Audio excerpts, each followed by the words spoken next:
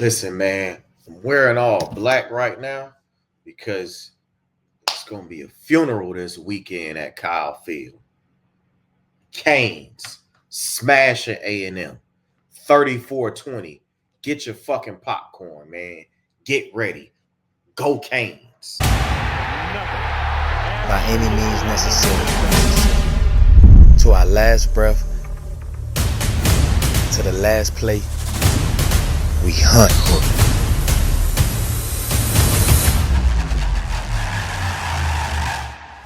When we bleed, it's orange and green. War ready is the phrase often used. Around these parts, it's game time. No need to turn back the hands of time. We back like we never left.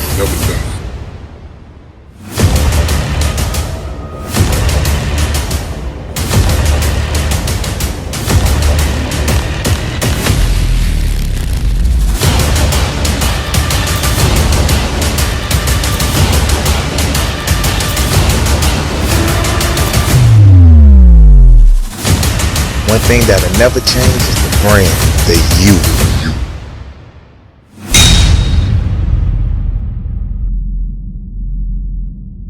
Welcome back to the Games Get Played Network.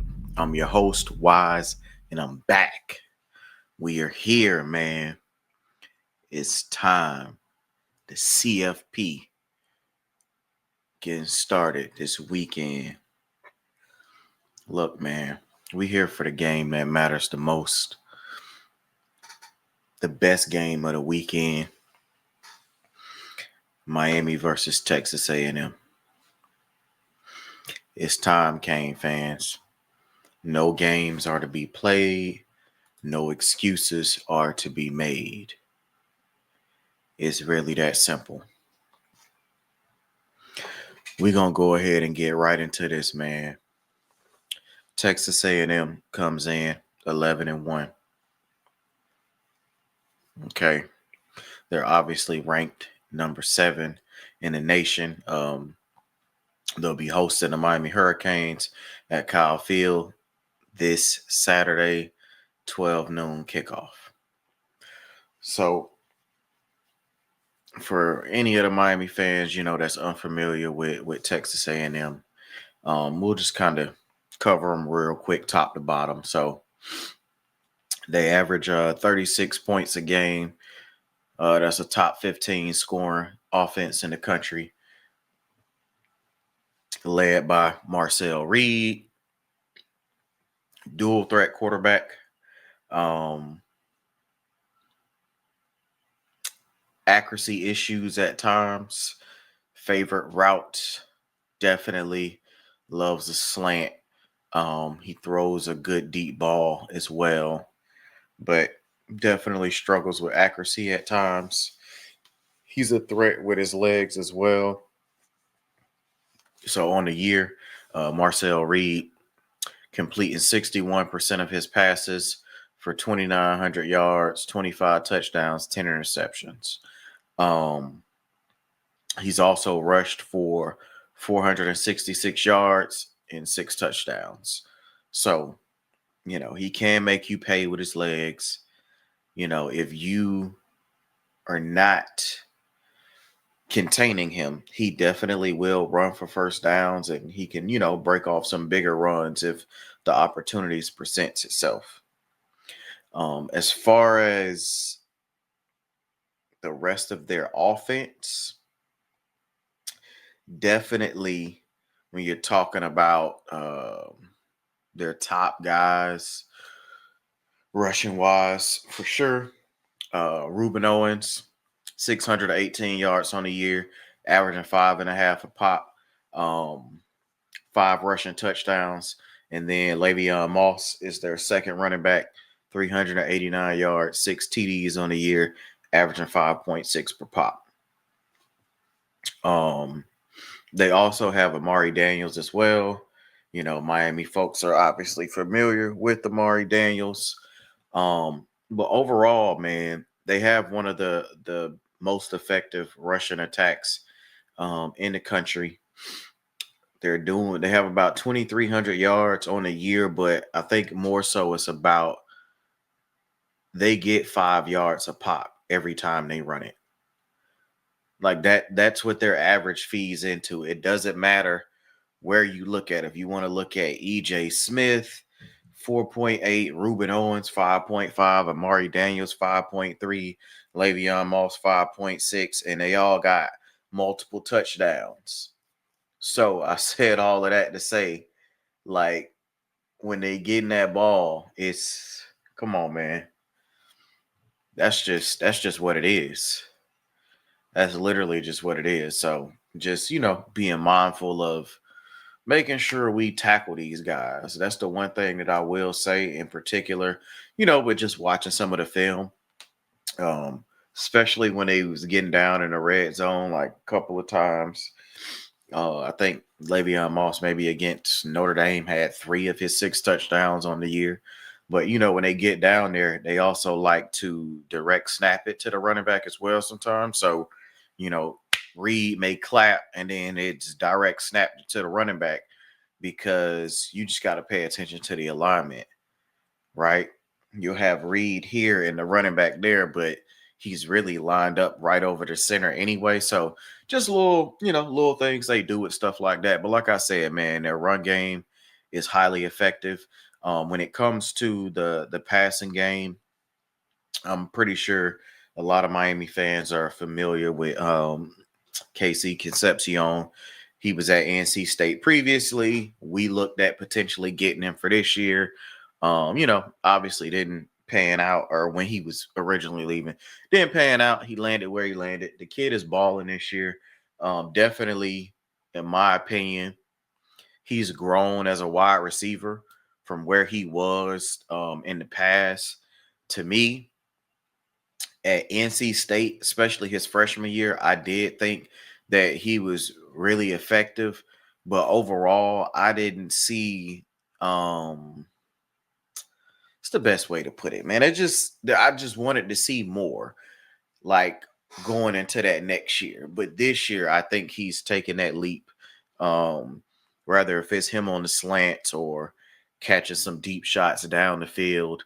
Um, he's definitely been one of the better wide receivers just overall in college football. 886 yards, 15 and a half yards per catch, which is way above anything he's ever averaged in his career. That's why I said I think the most he did was freshman year, 11.8.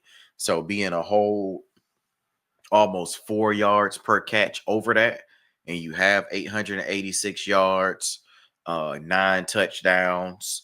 Um, I think he's played great this year, man. He's done a lot for those guys, but I think outside of him, the other guy to worry about or have real concern about is Mario Craver. So Mario Craver, 825 yards on the year, 15.9. So a little higher than Concepcion, 4 touchdowns. But he can fly. Like Concepcion has speed and he does what he does, but Craver is different to me. And he's extremely dangerous because of like how he makes his movements and then he just goes. So for sure, Craver's definitely a threat, extremely dangerous. Concepcion is dangerous as well. And then after that, I mean, the next guy that you would go to, and this is what you would deem their other, I ain't gonna say their other, but probably their biggest big play guy. If you're talking about like per reception and stuff, without question, is gonna be Ashton Bethel Roman. Without question. I think Jit averaged 23 yards a grab. That's crazy. So he has 459 yards on the season, 5 touchdowns. So you will see certain jump balls will be thrown to him. And just in general, man, 23 yards per catch is insane. Like there's nothing more that you can say about that. You can't downplay it. I think overall, what we have to make sure we do when you're talking about, their offense is contain Marcel Reed. This is standard for pretty much any quarterback about when you put them under pressure, what they look like. But just overall, in general, when there's a lot flowing near him and things like that, he tends to get uneasy. And I think that it's going to be really important to get him off the mark early on in the game.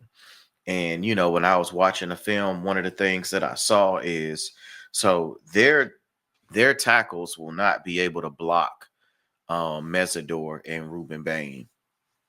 They are going to do a lot of holding. So Miami fans, just get prepared for that. I don't think they're going to call it, but they're going to do a lot of holding. When I watched A&M play Notre Dame, when I watched A&M play South Carolina, just different games, man. Like I was watching them really get worked. And in particular, in the second half, he was getting worked, or they were getting worked on the edges. But Reed was able to climb the pocket because South Carolina wasn't getting pressure up the middle anymore. So when both of their tackles are getting beat consistently in the second half of that game, but he was able to climb the pocket. The pocket was clean, and he was able to deliver a lot of great throws and he willed them back from that 30-3 deficit.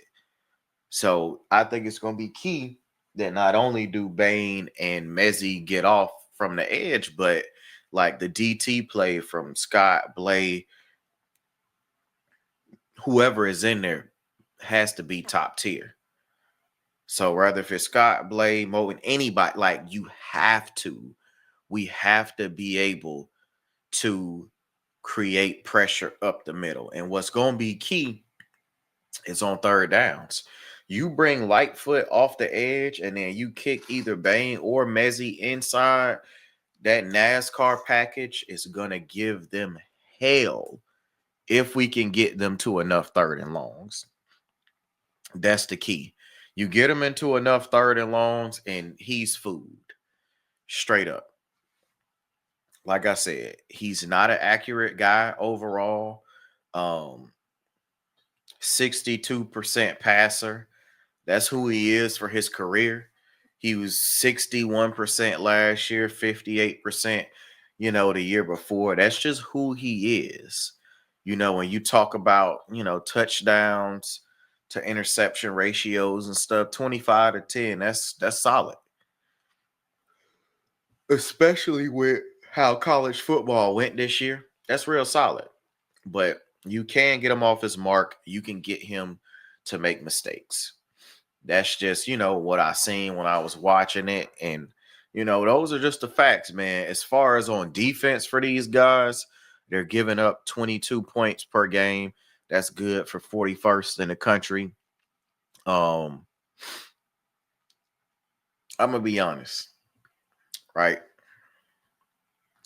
This is me being totally honest about their defense.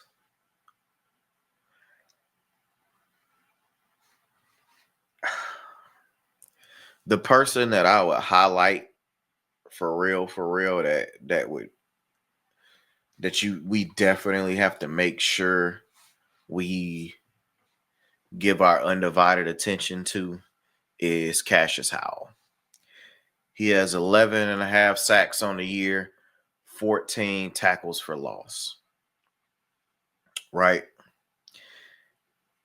After that, I guess you want to make sure that you stay on top of Hayes. But other than that, if we being real, bro, they defense not good. No other way for me to put it.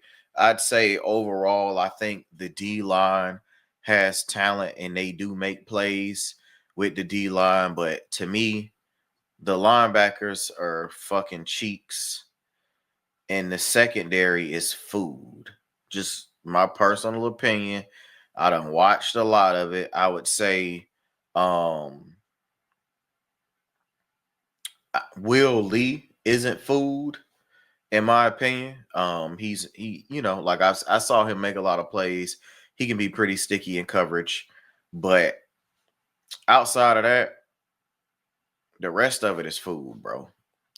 I don't really like nothing I really see back there. And to be honest, I mean, the proof is in the pudding with how many points per game, they've given up. And not only just, the points per game, when we kind of get into this, like, for real, and we really are discussing, like, what's going on, it's like, bro, when you look at what's what with these guys, man, let's get into the nitty gritty real quick, right? So they started the year out with UTSA. Defense gave up 24. Then the next week they played Utah State. The defense gave up 22. Then the next week they played at Notre Dame. They won that game. The defense gave up 40. Turn around, they play Auburn. Defense only give up 10. They play Mississippi State. Defense give up 9. They gave up 17 to Florida. They gave up 42 to Arkansas, 25 to LSU, 17 to Missouri. Obviously, they gave up 30 to South Carolina because they was down 30-3. And they gave up 27 to Texas. My whole point in all of that, 2 times this year, they gave up 40 points. They gave up 30 to South Carolina, 27 to Texas, 25 to LSU, and in particular, UTSA and Utah State, 20-plus points a game. My thing from what I saw is their linebacker play is garbage overall. Like, I get it. They linebackers like the leading tackler on the team or whatever, but the linebacker play not good, bro. And not only that, man, like, you really can get whatever you want on these guys on defense. That's just what it is. You can get whatever you want on these guys. So really what it comes down to, man, is what it's going to look like, trench wise. Are we going to be able to, move them around and do some of the things that we need to do, right? So, and this is just a heads up because I'm going to cover the Miami stats real quick, and then I'm going to get into some of the things that I know we need to see and just different stuff like that. But one of the things that I want to discuss, man, is the fact that so there will not be a traditional film breakdown for this video. And the reason why is because, or one of the main reasons why, when I was watching the film, so I went back, I watched a lot of their film, but the ones I keyed in on was Texas, South Carolina. Those are their most 2 recent games. Florida and Notre Dame.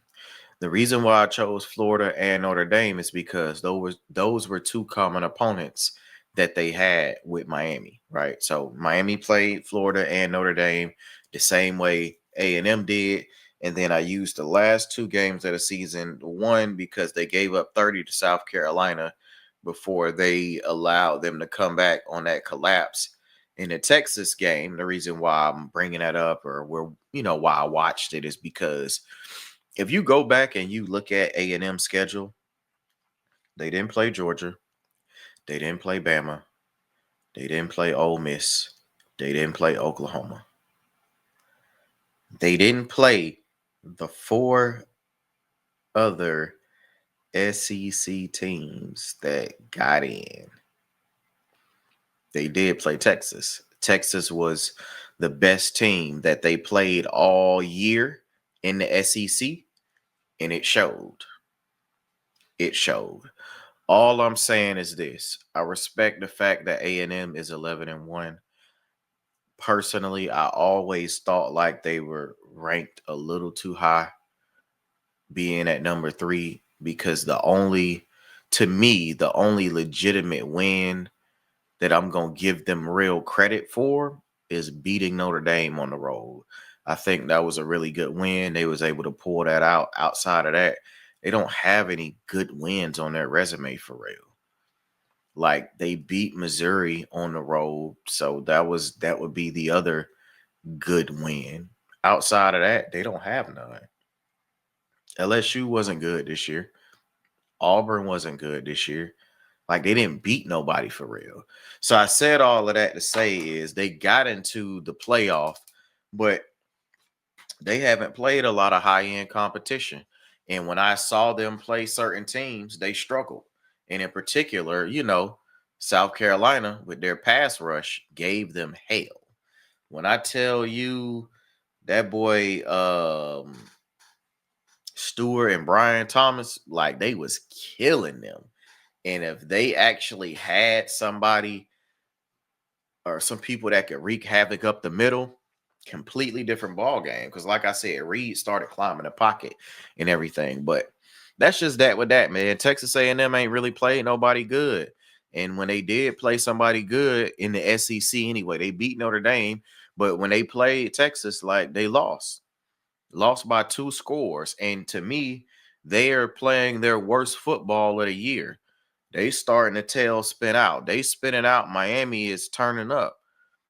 And that's just, and I get it. If you an A&M fan, I know you're going to come in here and you're going to be like, oh, this dude don't know what the fuck he talking about. But if you an A&M fan and you can really tell me that y'all ain't been playing y'all worst football of the season, basically, not even basically, over the last 2 times y'all seen them play, then you're a fucking liar. Straight like that. You a liar. You a liar. Miami is playing some of their best ball now. These teams on 2 different trajectories. And that doesn't mean that that's what will happen on Saturday. We're just talking about what we've seen overall. Them headed down, Miami headed up. And it is what it is, man. I think one of the key things that we going to see in this game, I know they O-line said they weren't worried about Ruben Bain and all of that or whatever. That shit cute. It's cute, but they don't really have nothing that they can do defensively to impact Miami. If Beck doesn't make mistakes, these guys are cooked. They cooked. It's that simple. If Beck don't make mistakes, these guys are cooked, and there's not going to be anything that they can do about it because when it comes to the overall in the trenches, Miami is just better. Miami is better in the trenches, and they can't match up with us on like their defense can't match up with what we have skill position wise. So this is just going to be about if we're executing or not. If Carson Beck come out and he on the heater, these boys done. Ain't no ifs, ands, or buts about it. They done. You get Marcel Reed off his, get him a little uncomfortable, man. The mistakes are there to be had. As far as Miami, you already know how Miami rocking, man. 34 points a game. That's good for 20th in the nation. Giving up 13.8 points a game. That's number 6 in the nation. So top 20 offense, top 10 defense. And we coming, man. We not coming to play, man. Carson Beck completing 75% of his passes for 3,000 yards, 25 touchdowns, and 10 interceptions, just like Marcel Reed, 25 and 10. Pretty much, man, we should be fully healthy for this game. The only person that I believe truly is in question about how healthy he gonna be is Keontae. So when we talking about people overall on offense, we're gonna be healthy. So I expect to see a nice dose of Pringle and Fletcher, and just us, doing what we need to do in order to be able to come out with the victory. We know that Fletcher is leading us in rushing, 685 yards, 10 touchdowns. Even though he got hurt, he was on track to end up with 1,000 this year, but obviously the injuries happened. It's all good. Personally, I would like to see Marty Brown, when he gets his opportunities, make the most of them. He kind of didn't really do too much overall at the end of the year. He just need to hit the holes and go. We understand you don't have vision, Marty. You can't see a hole to save your goddamn life. That's what Pringle is for. So just hit the hole and run hard, man. I don't want to see Jordan Lyle touch my field. Um, it's good, to have people there for moral support or whatever the case may be. But these stakes too high, bro. He ain't did shit all year. I do not want to see Jordan Lyle touch my field. Go ahead and pack your bags. Do what you got to do, kid. But he do not need to touch my field. We just gonna go ahead and get that shit out the way right now. Obviously, Malachi doing Malachi things. This is the game that's going to put him over 1,000 yards this season. He got 970 yards, 7 touchdowns. Keelan Marion is second on the team in receiving with 557. And then CJ Daniels has 391, tied for the team lead with 7 touchdowns. I need to see Elijah Lofton and Bowman get involved. I know in the last game we played, there was a lot of little slick stuff being done, in particular with Bowman. We need to see both of these guys involved, if we want to be successful. Texas A&M linebackers are cheeks. Them boys are ass.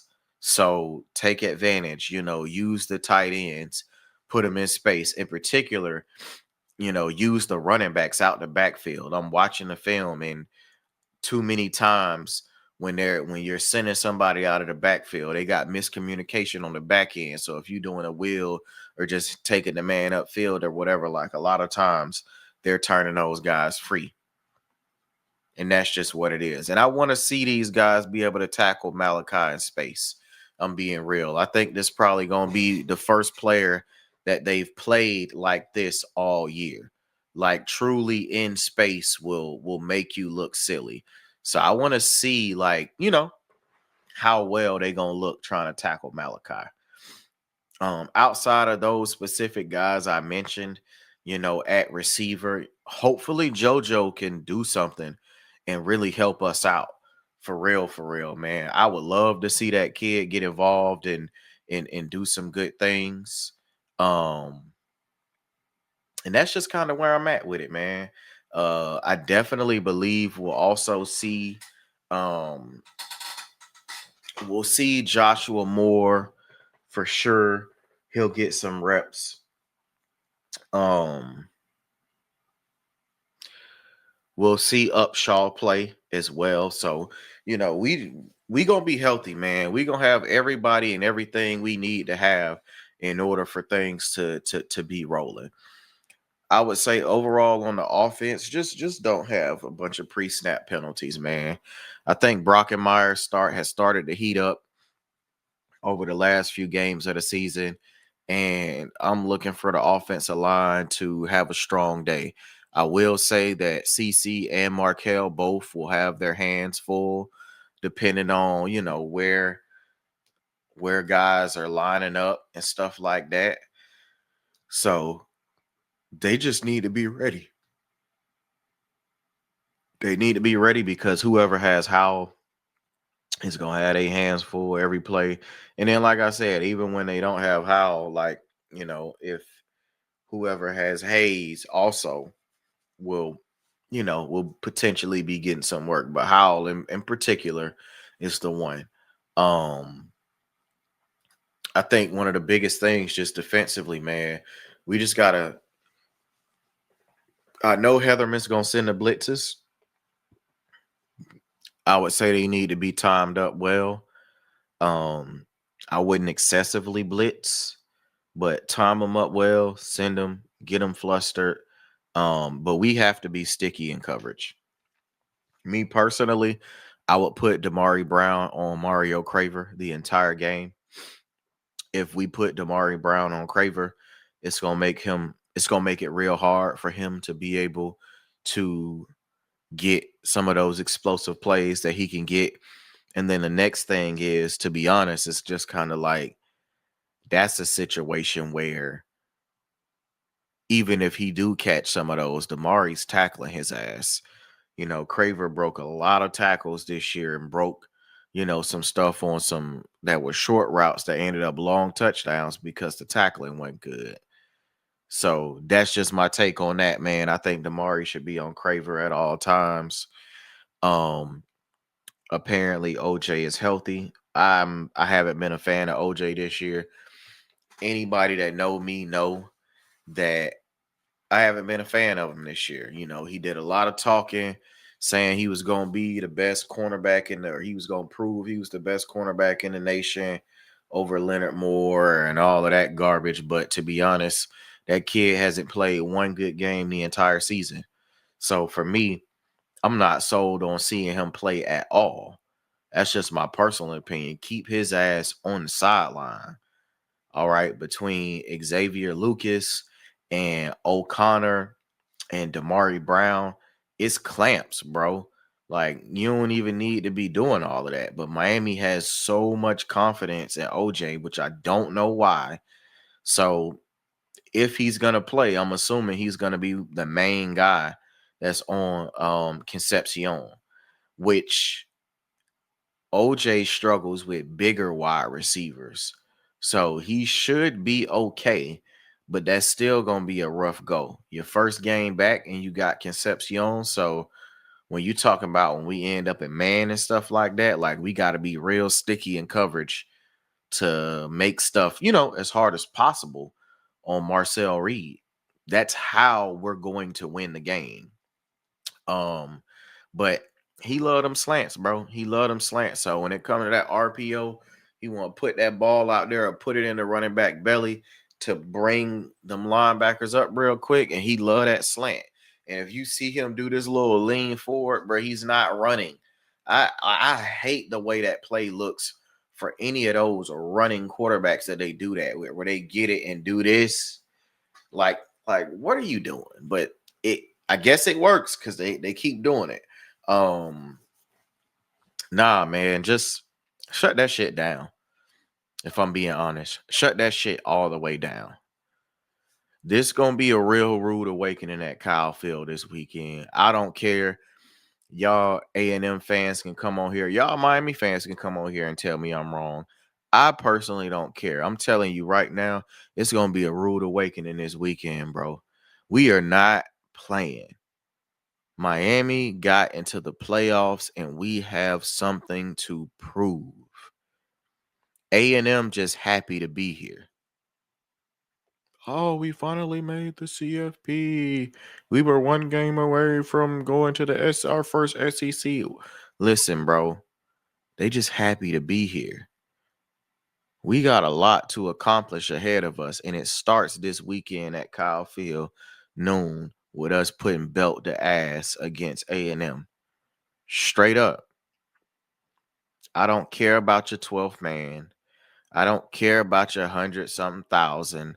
I don't care about any of that. At the end of the day, you got to line it up and see how you come out on the other side of it.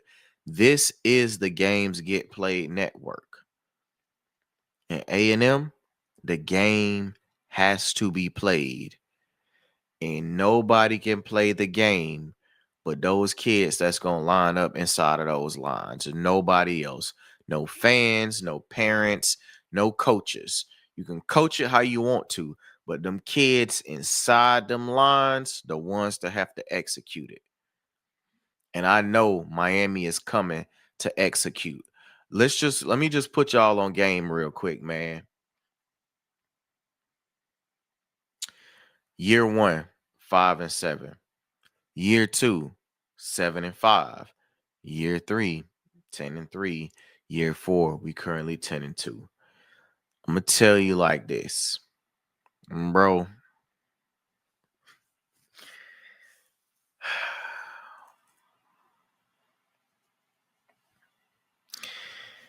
Listen, man. A&M, Miami about to kick y'all ass. We got into the playoffs.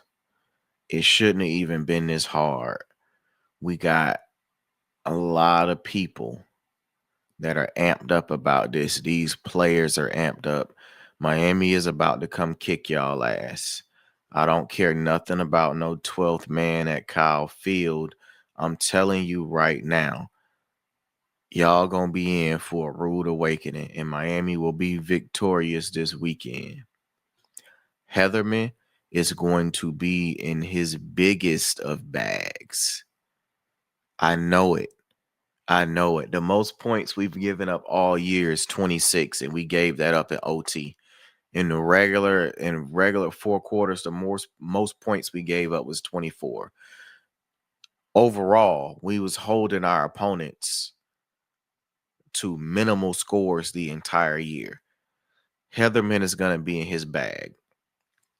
To close out the season, we played two high scoring offenses between NC State and Pitt.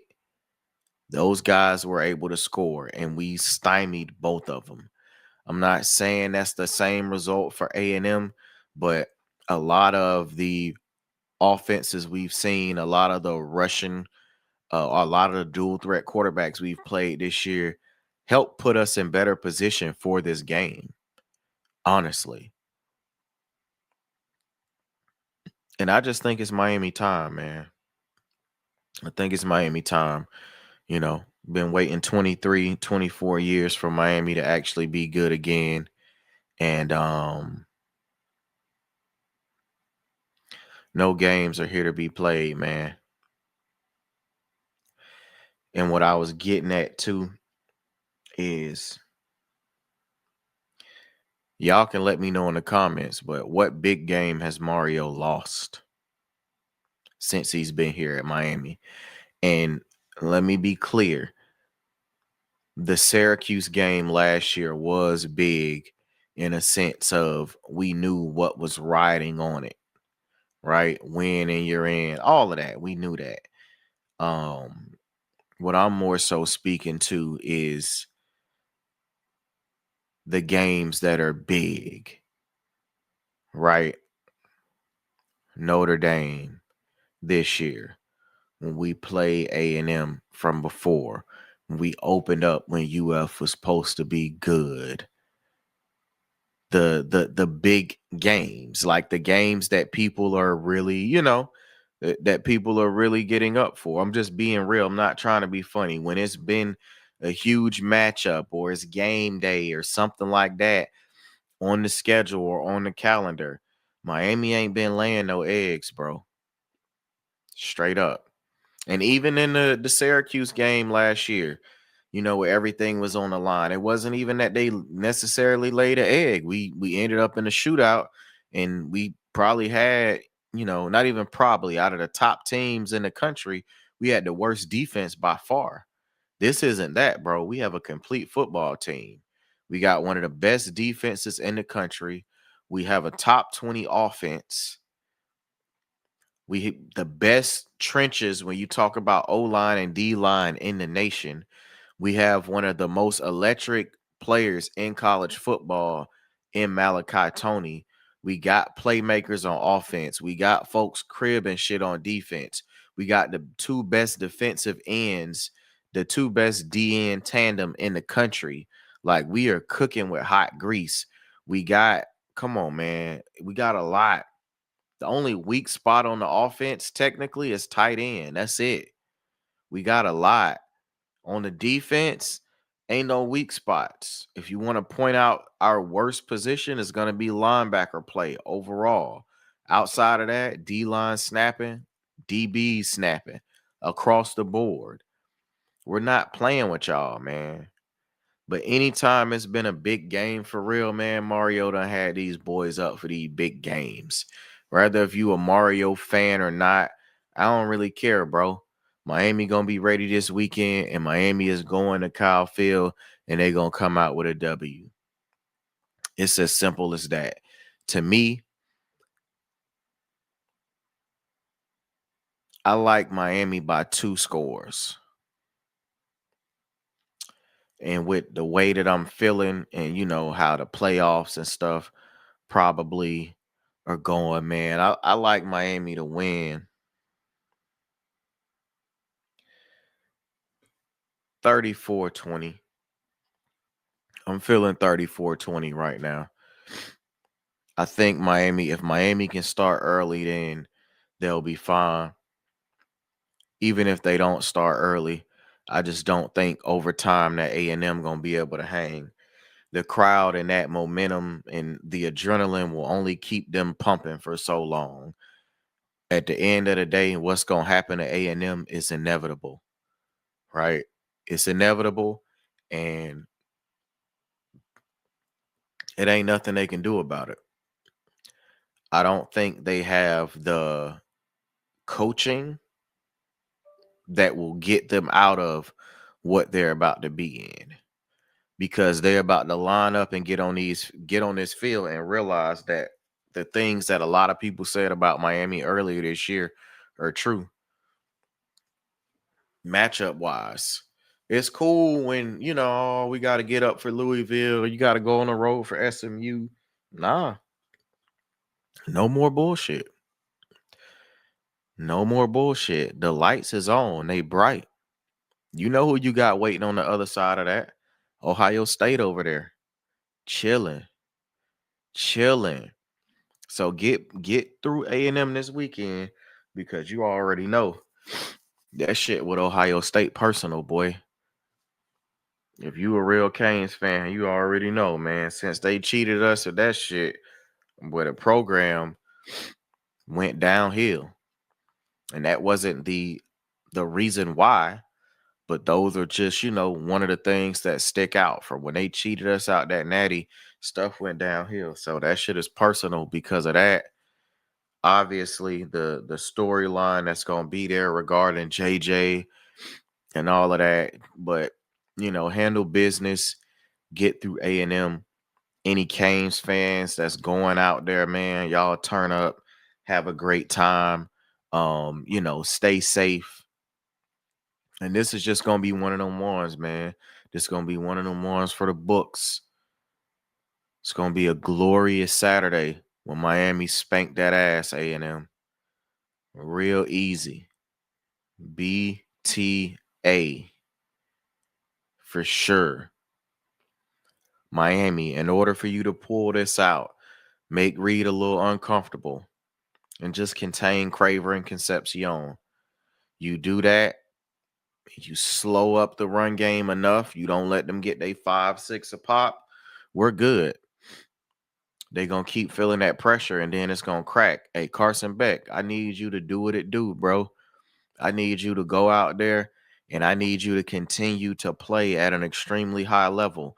Like I said from before, your motherfucking career is still hanging in the balance right now. All eyes is on you, my boy, and you need to go out there and put up a performance that need to continue to boost your stock. And these are just facts. I don't play with games. These are facts. You need to go improve your stock. Point blank, period.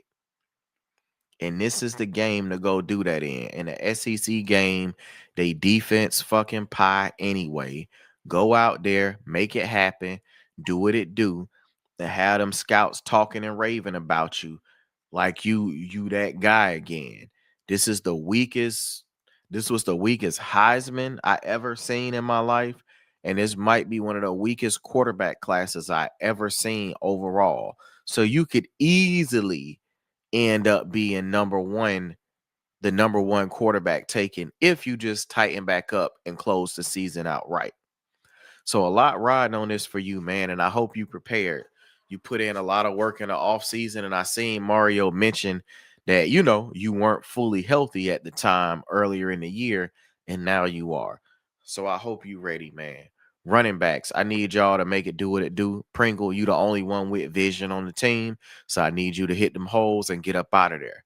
Fletch, run hard, learn how to put the ball in the other arm so you can actually stiff arm. Fletcher only carried the ball in the same arm no matter what.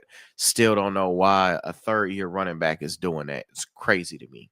But go run hard, bro. I'm rooting for you to do well this weekend. Marty Brown, I know you have no vision either. So when they give you a rock, just hit the hole and go. Just hit a hole. Pick a hole and go. All right? Listen, baby Jesus, I already know how you and CJ and Keelan and JoJo and Upshaw and more coming. Let's get it, man. It's time. It's no games to be played. It's time for us to make it do what it do, and we need to go to Kyle Field and spank that ass. At the end of the day, bro, Miami, it's all about Miami. It's not about A&M. That was another reason why I didn't want to do the film review when I turned that film on. This ain't about A&M, bro. Miami got to do what Miami needs to do because A&M is not better than Miami in no way, shape, or form. They're not. And we going to prove it this Saturday. Your defense is giving up 22 points a game, and that shit gonna be Swiss cheese this weekend. And I know Mally gonna make y'all boys look stupid. I know it. You ain't seen nothing like it all year. You ain't got nothing like it in practice. And Mally finna hit y'all with all types of moves. And then all you gonna see coming across the screen when they show them is that gabos. Because the game ain't based on sympathy, man. Ain't no motherfucking sympathy for A&M. I don't care if this your first time getting in. I don't care nothing about that. Y'all about to get smashed. And it is what it is. It's inevitable. You can't do anything about it. Hey, man, Dawson, I need you in your biggest of bags. You been in that Louis bag, a Louis tote. I need you to stay in your bag. Don't get distracted because the job offers and all of that. Stay in your bag, Dawson. Continue you to set them up king. I know you done set up about 7 plays that you've been waiting to run the whole season. You just keep setting them up. Mr. Setup King, let's do it. Let's do it, man. Let's handle business and let's do what we need to do. Canes, it's not time to play, dog. The last time I was super duper hyped up and we was talking about postseason stuff was Clemson, ACC Championship 2017. We got smacked. Different circumstances, different team, different coaches. I only brought it up because I want you to know that y'all got business to handle. Y'all got to handle business for the whole city. This ain't just about y'all. For the whole city, and the turnaround we need to see starts this Saturday. We got into the playoffs, and let's make the most of our opportunities. I like Miami, 34-20. Carson Beck on a heater. Mally for $150, 2 tuds, and we gonna run to close to 200 rushing yards. Bain and Mezzi and Jacoby Thomas them field day. And that's how I feel, bro. It is what it is, man. 34-20 Miami at Kyle Field. And we move on and handle business with Ohio State. I would like to thank everybody for continuing to tune in to the Games Get Played Network. Please subscribe to the channel, hit the like button, get in the comments, and let's have some discussions about this game, about the future of the Canes, whatever it may be, man. Like I said, once again, I appreciate all the support that I've received in the past and this year. We're continuing to grow the channel and do bigger and better things. So definitely subscribe and turn the notifications on. Listen, man, like I said, I like Miami 34-20. All right. At Kyle Field, A&M fans, bring it on. Get in the comments. Come tell me about how Miami gonna lose and all of that. Miami fans that don't believe, come on. And then when the game is over, I'm gonna come right back to this video and I'm gonna comment and let everybody have it when Miami spanked that ass. 34-20. Until next time, your boy Wise signing out. Games Get Played Network.